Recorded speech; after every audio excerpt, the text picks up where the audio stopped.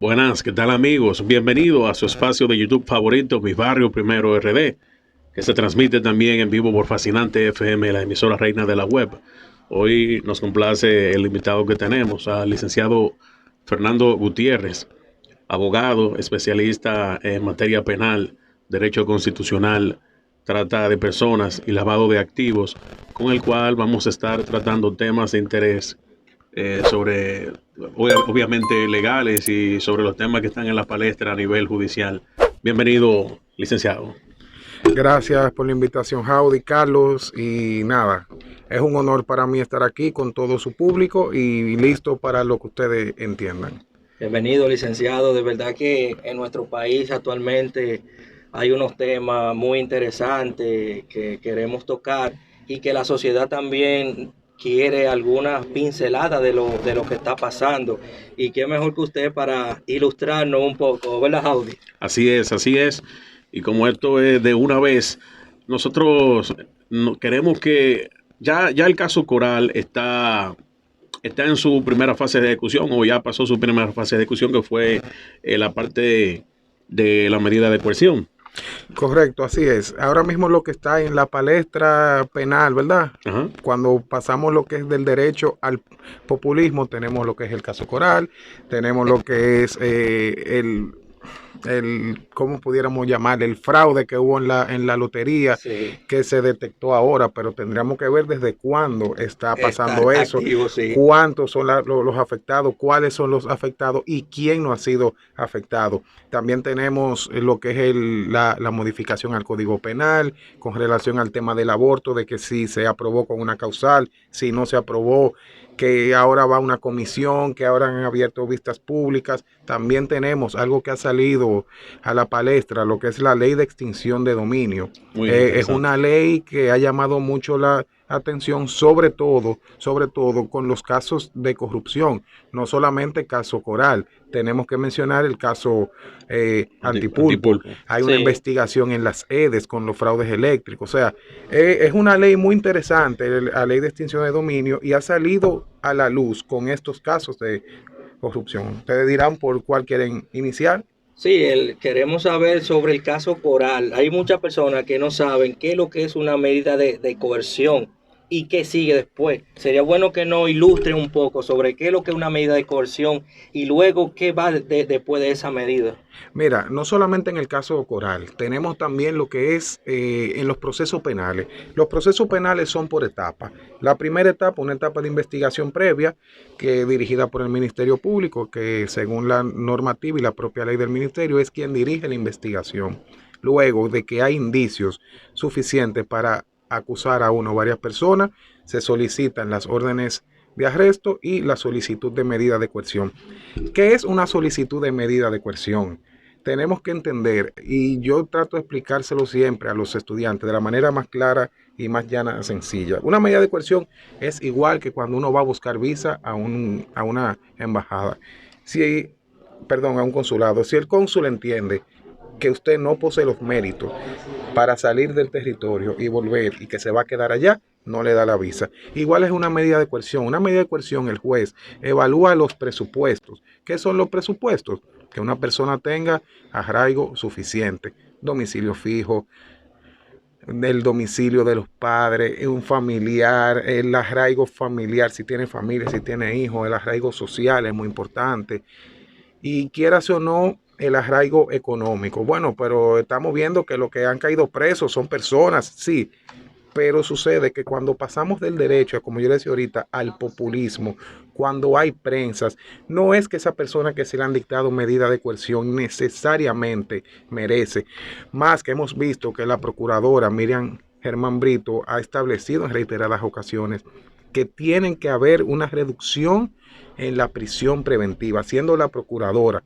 ¿Por qué? Porque no necesariamente para que un caso exista tiene que haber prisión preventiva, pero cuando tenemos cámara, cuando tenemos periodistas, cuando tenemos personas dentro de un salón de audiencia, que dicho sea de paso, las medidas de coerción son de carácter privado, es decir, público para las partes envueltas en esa audiencia.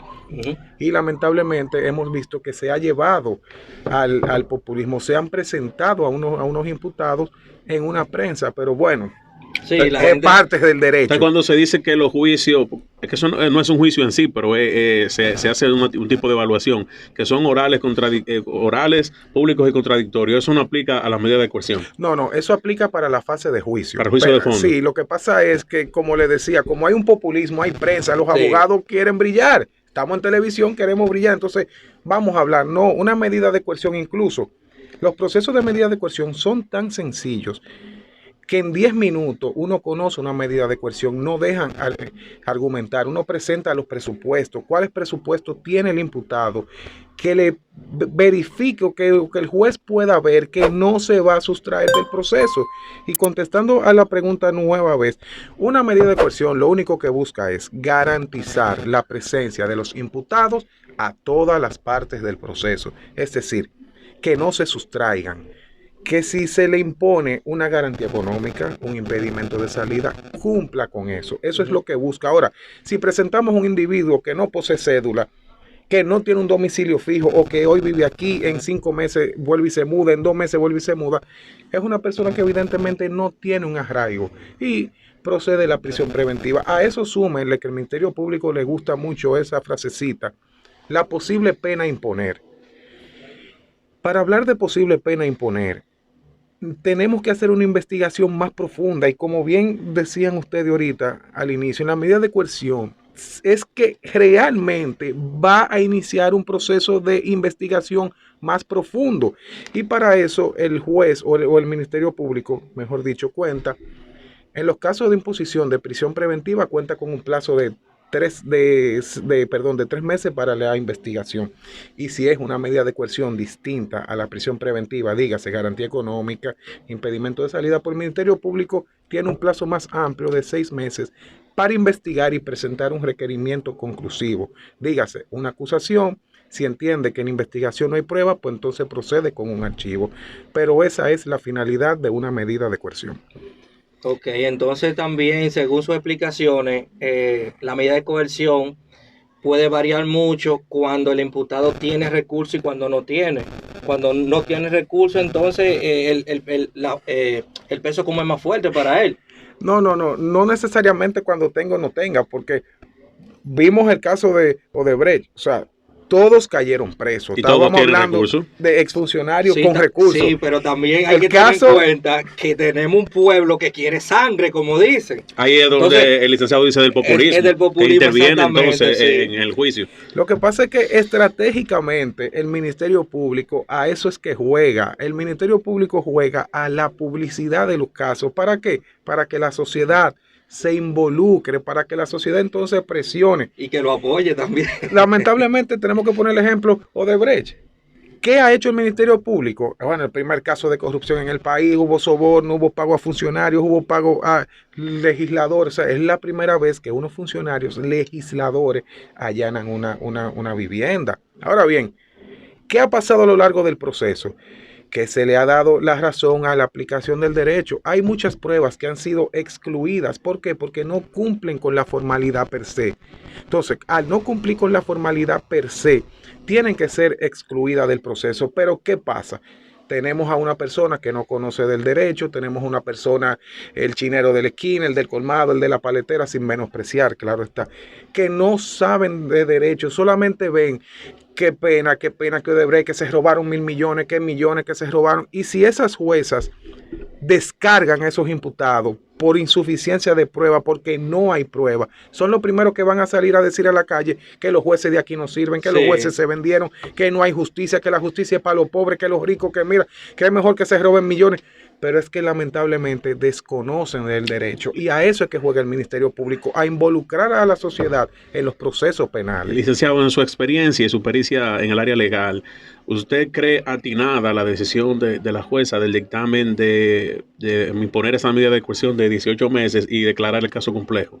Mira, uno siempre tiene que ser muy respetuoso de las decisiones de los jueces, no salir a criticarla a los medios, sino porque están los recursos abiertos, está la norma, pero teniendo ya lo que es el antecedente del caso de Odebrecht, que son personas, si todos han visto, el proceso nunca se ha suspendido por falta o ausencia de uno de los imputados. O sea, todos están presentes, todos van a su audiencia. Entonces, como le decía, una medida de coerción lo que busca es eso, que todos los imputados se presenten. Y este caso no debió de ser la excepción. Claro, como le comentaba ahorita, el populismo, hubo declaraciones que quizás no debieron darse. Cada abogado tiene su defensa, cada abogado piensa distinto. Pero en una medida de coerción, donde tú sabes que por la presión social que existe, te van a imponer prisión preventiva.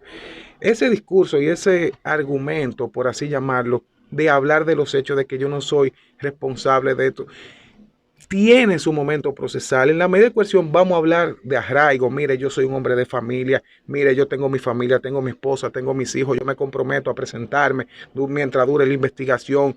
Yo voy a estar en cada acto del proceso que se me cite. Esas son las declaraciones que debieron de darse en una medida de coerción, porque es lo que se busca. No hablar de que yo no cometí los hechos, de que yo le di, de que fulano, o sea, no. Todo tiene su momento procesal. Licenciado, de ser encontrado culpable en el caso Coral, más o menos, según su experiencia, ¿de cuánto sería la pena para los imputados? Mira, según la experiencia no podemos decir per se, porque por experiencia no, pero según las imputaciones que le ha hecho el Ministerio Público o la Procuraduría, han incluido lo que es el lavado de activos. El lavado de activos conlleva pena de 20 años de reclusión y evidentemente incautación de los bienes. Pero ¿qué sucede?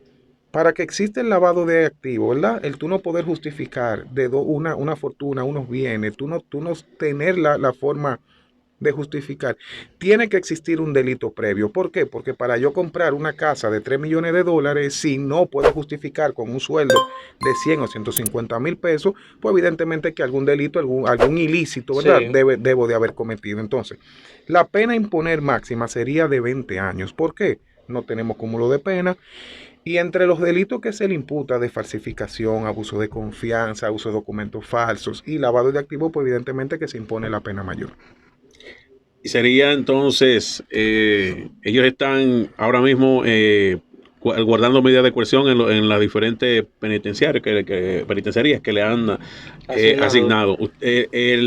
A Girón Jiménez, él se destapó con unas declaraciones con las cuales usted dijo, yo creo que más o menos se refiere a eso, que sueltan todo en un momento que no es el adecuado. ¿Usted cree que esas declaraciones que él dio, lejos de quizá perjudicar, pudieran quizá poner en aviso a la defensa de Asa y de los demás implicados y de Adán Cáceres? Mira, yo precisamente no me refería a las declaraciones de Girón, y qué bueno que tú lo mencionas para que toquemos un poquito y al público ponerle un poco claro en cuanto a eso. Yo me refería a las declaraciones de Adán Cáceres. Él establecía de que su sueldo, de que él recibía tanto de la milicia, tanto por ser la escolta del presidente, tanto de la guardia, que su esposa en el Banco Central gana tanto, y que los bienes y que los ingresos de la comunidad sumados eran tanto, y que con eso ellos fueron cogiendo préstamos y comprando. No es el momento. Ahí debió de pararse y decir, mira, yo vivo con mi esposa, tengo mis hijos, yo soy un hombre de familia, esas son las declaraciones. Ahora, a las declaraciones de Girón que tú mencionas, debemos establecer de que son declaraciones de un imputado. Son declaraciones de un imputado, no de un testigo, porque ni siquiera en la medida de coerción uno escucha a los testigos.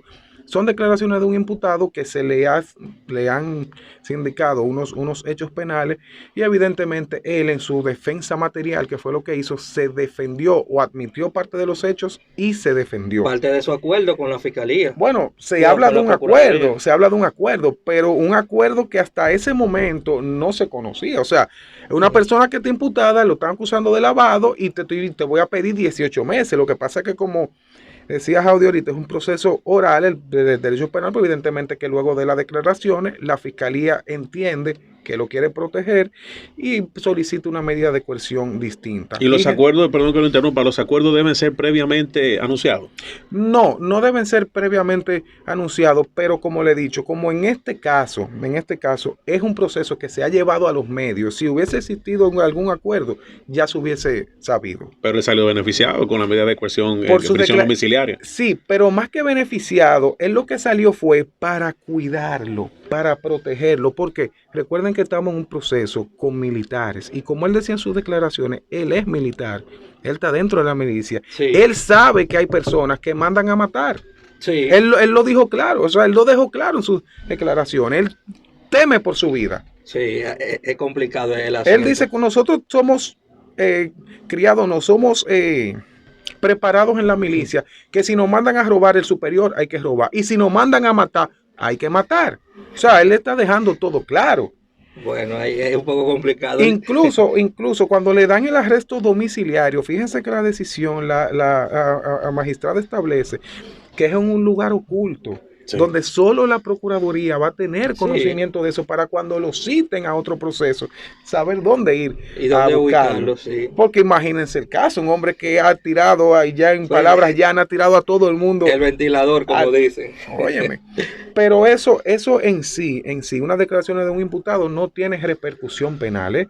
¿Por qué? Porque es una persona que se está defendiendo. A mí me pueden acusar de algo y yo voy a decir que no, que eso es mentira, y evidentemente es el derecho.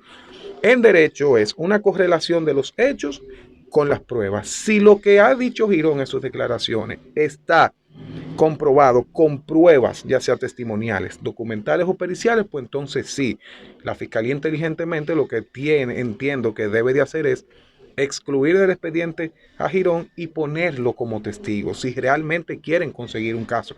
Pero por unas declaraciones per se de un imputado no son tomadas en cuenta. Esas declaraciones sí, de ser verificadas y que sean ciertas, ahora mismo le están dando, son gananciosas porque ya él no está en una cárcel, él está en otro sitio que desconocemos. Pero en el juicio de fondo, ya si pasa a ser testigo material, también sería beneficiado con una reducción de la pena significativa. ¿Podría ser beneficiado con eso? No, porque ya si él pasa a ser testigo, pues entendemos que la Fiscalía evidentemente o llega a un acuerdo con él o le retira la acusación a él y lo presenta como testigo.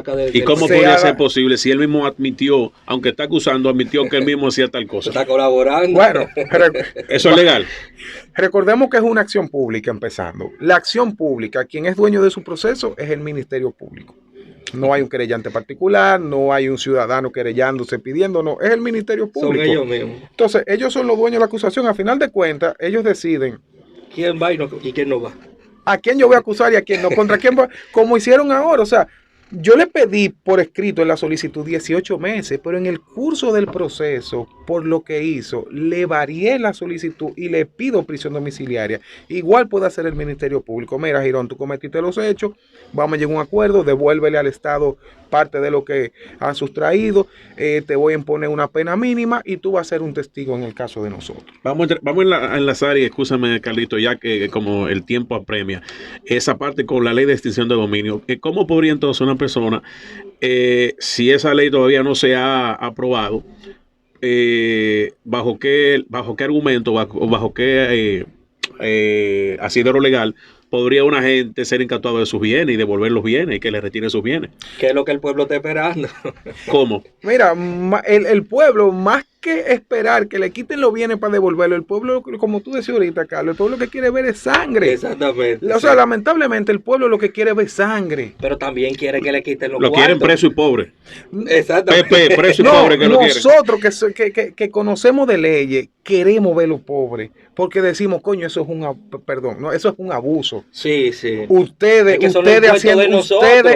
en un programa pagando su impuesto, nosotros trabajando, despertándonos temprano a trabajar y personas cogiendo el dinero de todo lo que estamos aquí en esta cabina. Eso es así. O sea, es insólito y eso es lo que uno quiere. Pero bien, con relación a la pregunta, ciertamente y lamentablemente pudiéramos decir, no existe la ley de extinción de dominio. Usted dirá, ¿qué es la ley de extinción de dominio?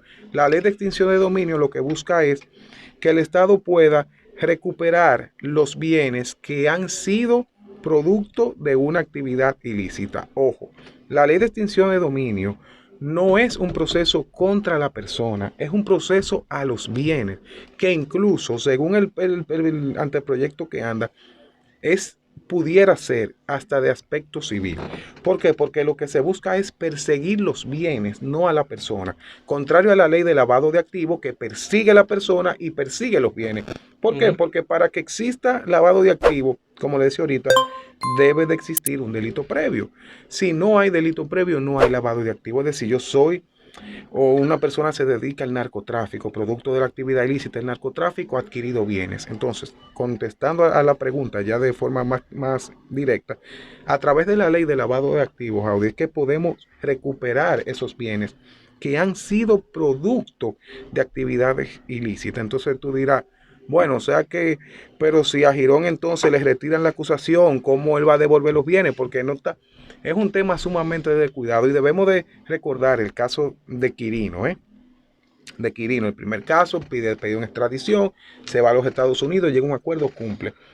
De allá para acá, a Quirino hubo que devolverles bienes. ¿Por qué hubo que devolverle bienes? Porque aquí en República Dominicana se le archivó un proceso y ahí hay que tener mucho cuidado con eso y con lo que vayan a hacer con Girón. Se le archiva el proceso aquí en República Dominicana para ser juzgado en Estados Unidos. Al archivarte un proceso, evidentemente en República Dominicana tú no tienes caso. Entonces, exacto, si yo no tengo proceso aquí en República Dominicana, devuélvame mis bienes aquí. Y ahí hubo un tranque que tuvo que llegar a un acuerdo con la fiscalía y la fiscalía decirle, mira, ayúdanos porque ya el CONANI, una de las casas tuyas está el CONANI, y dejarle unos cuantos bienes y él recuperar otro. Bueno, licenciado, cambiando un poco el tema ya, en el último punto de lo que tenemos en agenda, lo que es el fraude a la lotería, hay una pregunta que inquieta mucho. ¿Los banqueros que fueron víctimas de ese fraude tienen derecho a demandar la lotería? Sí. Sí, mira. Aunque dicen que el Estado no es demandable, creo que usted mira, que es experto, me puede decir. Y hay un punto que yo no quisiera dejar pasar por alto, antes de entrar al tema de la lotería, con la ley de extinción de dominio, que vi que salió ahora, que es sobre la irretroactividad. Y excúsame, Carlos, que volvamos un poquito atrás. No se preocupe. Sobre la irretroactividad. ¿Por qué? Porque mucha gente, como le decía ahorita, eso ha salido a la luz a raíz de estos procesos. Bueno, pero ¿y qué vamos a hacer si entonces ya la ley no se le puede aplicar? Entonces vi que hubo un senador que presentó en el Congreso para incluir la irretroactividad de la ley y aplicársele a los casos que ya están en los tribunales. Lamentablemente, la irretroactividad de la ley es de índole constitucional. O sea, la Constitución está por encima de cualquier ley, de cualquier código, de cualquier reglamento. O sea, sí, no podemos violentar la Constitución, y ahí está el tranque con el aborto y el derecho a la vida consagrado en la Constitución. Igual pasa con la irretroactividad. O sea, es imposible, ¿verdad?, que nosotros podamos aplicar esa ley, por más que se ponga. Si se pone en la ley de extinción de dominio, sería un error, porque el tribunal la va a declarar inconstitucional. Ahora, pasando al tema de la lotería, evidentemente el Estado dicen que no se puede demandar. Sí, usted puede demandar al Estado. Incluso yo tengo procesos contra instituciones del Estado, tengo contra ministerios y direcciones. ¿Qué pasa? Esos banqueros, con relación al fraude que todos vimos en redes, donde se ve una persona que no pasa el bolo, viral, que lo tiene en la mano, fue detectado el 1 de mayo. Hay que ver para atrás, y creo que el director de la lotería ha establecido que van a haber videos anteriores. Eso es una mafia que está operando desde hace mucho tiempo. No es ahora que ha salido a la luz. ¿Pueden querellarse los banqueros? Sí. De hecho, hay varias querellas ya interpuestas contra la lotería. Bueno, yo sé de una de las loterías, de la más grande, que por ese fraude, vamos a llamarlo, tuvo que pagar más de 100 millones de pesos. ¿Por qué? Porque personas que conocían o personas que sabían, ¿qué hacían? Si el máximo que se puede jugar son 10 o 20 mil pesos, iban a jugar 10 y 20 mil pesos. A un banquero que le jueguen 10 mil y 20 mil pesos, sabemos que es al azar, vamos a cogerlo. ¿Me entiendes? ¿Por qué? Porque de eso es que viven los banqueros. Pero cuando se destapó esto, óyeme, más de 100 millones de pesos, un solo consorcio de banca, vamos a ver los otros. Es una situación difícil, sí, y es un duro golpe para, lamentablemente, los ciudadanos que viven en los barrios, que son pobres, que ese es una fuente, ese es como su Dios, la lotería. Así mismo eso, y son entonces personas, ya ellos no van a creer. Si hay 100 pesos para comida, de eso tú puedes estar seguro que 20 pesos son para jugar. Lamentablemente, así es. Y de eso es que viven. Ahora bien, incluso vi que el director de la Lotería Nacional dijo que entre las denuncias que hay se ve a un mismo vehículo, una jipeta, la identificó incluso, color negra, recoger en distintos puntos de banca, de banca de lotería, recoger el dinero en funda negra. O sea, Pero- eso es algo orquestado por un grupo de personas, que hay varios involucrados, no es solamente el no vidente y la presentadora, incluso hablan del camarógrafo que no hizo el tiro de cámara a tiempo, o sea, y los que están afuera. Y algo a que pase así en una institución, ¿se puede creer que el director no sabe nada? Mira, yo siempre he dicho, y eso es buena pregunta, que todo lo que se mueve dentro de una casa, la cabeza tiene que saberlo. Por ejemplo, en mi casa, en mi hogar, es muy difícil que se mueva algo sin yo saberlo. Entonces, y uno como director tiene que saber, no vamos a decir que él sea el culpable, pero es el responsable. Exacto. Porque él tiene que supervisar, él tiene que estar pendiente de esos sorteos. Él Que es tiene, un nombre que está ahí. Sí, pero él tendría responsabilidad moral, pero no legal, como no habría como entonces determinar que tiene culpa, que está inculpado en eso. No, claro. Responsabilidad penal no tiene, porque los hechos son personales. Ahora sí, dentro de la investigación que leí ahora en la noticia, que el Ministerio Público y la Procuraduría se involucraron en la investigación de la lotería, si se determina, todos los responsables deben de ser sometidos. Hay una pregunta importante, antes que se me olvide, que venía escuchando, creo que fue esta mañana en la radio, que anda un rumor, o creo que está confirmado, que cancelaron 30 no videntes.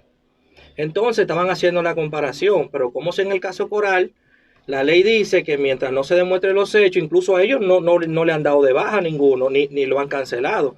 Entonces, como si no se ha demostrado todavía el fraude, que sabemos que es un fraude, pero todavía no se ha demostrado legalmente, ¿por qué cancelan a los no videntes?